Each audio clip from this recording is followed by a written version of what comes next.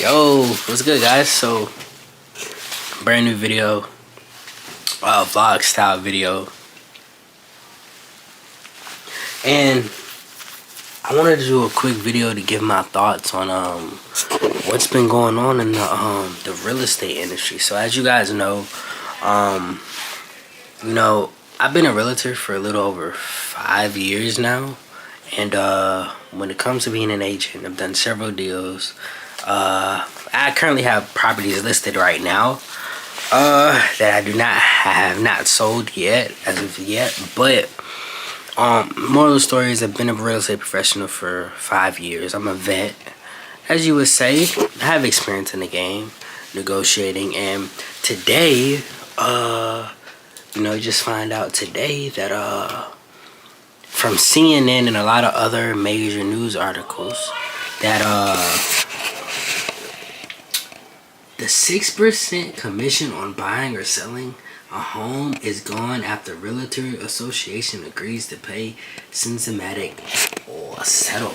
So I'm gonna give you guys a gist of basically what's going on. So apparently, and y'all excuse the noise in the background. That's my sister making a whole bunch of noise. But essentially, the National Associations of Realtors has just settled,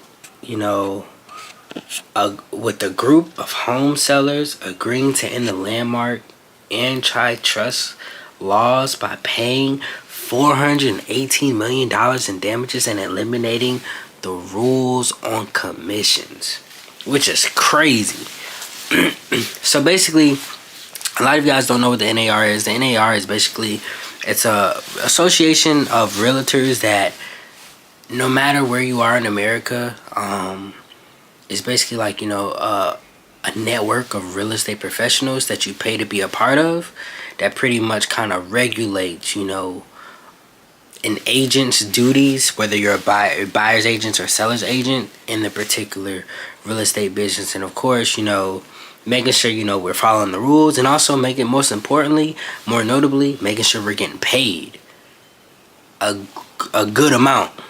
Now that amount was around 6% nationwide, and as of today, they've agreed, that may be no more. So basically,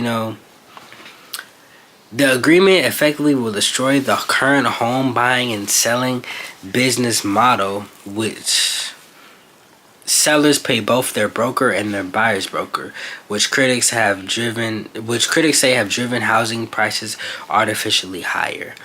By some estimates, real estate commissions are expected to fall between 25% to 50%.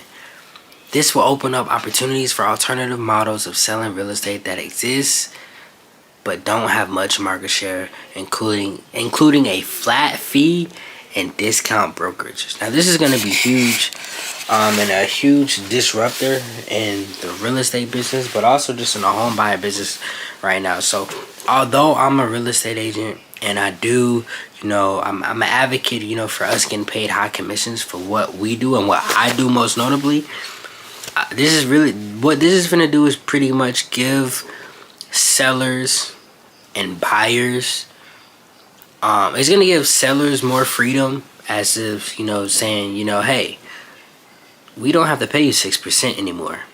And if we're going to pay anybody, we're just going to pay you, and the buyer needs to pay their own agent, which I'm not 100% against. I agree with it. But this particular thing is going to affect mostly agents who are not in the top 1%, agents who are doing real estate as a side hustle, or agents who are in the middle, and sometimes you're in the top 1% and sometimes you're working other jobs or other businesses. And I'm gonna be honest with you guys, this was probably like one of my final straws of why I'm not really focusing on real estate. If you go back to a lot of my old videos in the past, I've kind of been alluding to getting my life insurance license, getting into life insurance. One, the commissions are a lot higher. Two, you get paid a lot faster than you do in real estate. Three, it's a lot more consistent with income, and you can make more money to where you can actually invest into real estate. For me personally, the money that I've made in real estate has not been consistent enough for me to pay my bills without doing other stuff. And then also, it's not a guaranteed check. So let's say, you know, I get 3 properties under contract. Well, if I get these 3 properties under contract, most people who buy real estate finance. So with them financing, it usually takes about 30 to 45 days for a deal to close. That's a long time to be waiting on a paycheck, especially when you're just starting out, or, you know, at some point, you know, you don't have nothing else going on. You need your money. So I've done my research in the life insurance, health insurance industry, and it pretty much solves all of those problems and gives me the capital that I need to actually invest into real estate without having to get multiple loans, credit cards, etc., etc. And I get paid as soon as I close the deal with insurance. So as well as selling oils, but this particular video is strictly, you know, about real estate. And while I'm not really feeling real estate like that anymore, but this is definitely a game changer. I would advise agents who are either new to the business or you're not a top 1%er to politely exit the business, because this is probably going to affect you. If you already don't have a lot of clientele, it's going to be a lot harder for you, and it's going to be a lot harder for you to get paid what you feel like you're worth. Now, me on the other hand, I'm not going to give up my license or anything, and I'm not going to stop doing real estate 100% completely. But one thing I will do is, moving forward with a lot of buyers that I do end up working with, I'm going to be charging an upfront retainer.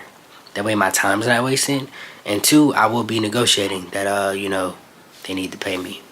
But yeah, I hope you guys like this video. Make sure you guys let me know what you guys think about this particular thing, this whole article, this whole thing that's going on in the real estate market in the comments.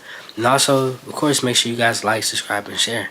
And peace. But other than that, I did get my life insurance license. Matter of fact, that video should be up at some point, or something like that. Yeah. But hey, like, subscribe, share.